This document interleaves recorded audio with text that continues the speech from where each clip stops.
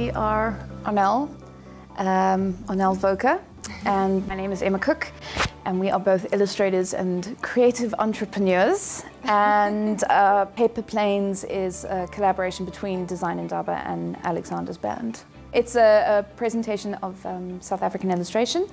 We've got 44 illustrators representing one of 22 South African myths, legends and folktales. It's just something that I've always liked. I've always loved mythology since I was teeny tiny. I loved Greek mythology and Egyptian mythology.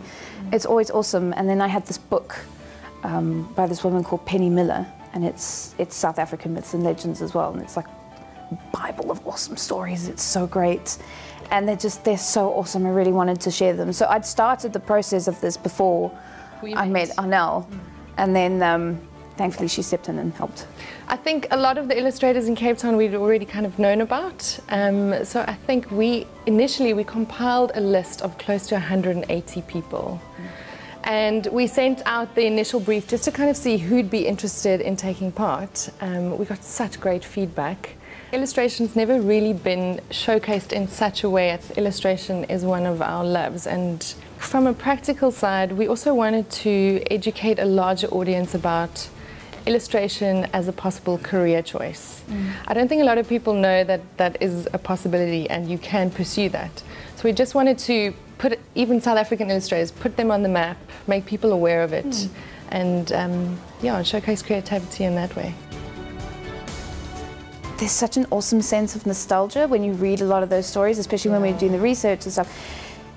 It's things that we heard when we were kids and we haven't heard since then. Like the story of the hitchhiker, my cousin used to terrify me that when I was little.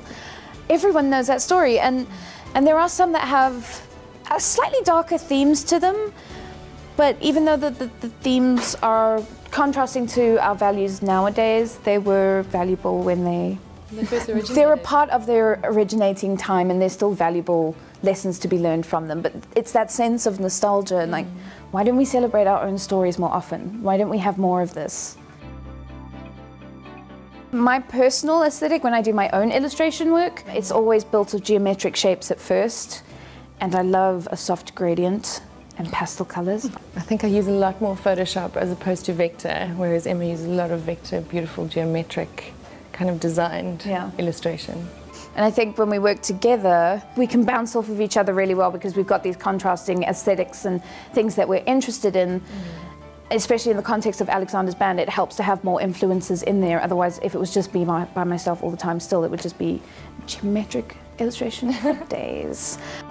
Advice: surround yourself with chaos, surround yourself with 100 million different influences, and put pressure on yourself. Tell people you're going to do things because they're going to expect it of you, and then you have to live up to those expectations. And work really hard. Like, no matter what time you have, just put that energy into what you're doing and try and craft a style and try and come up with your own voice, and that'll be a way of expressing your creativity.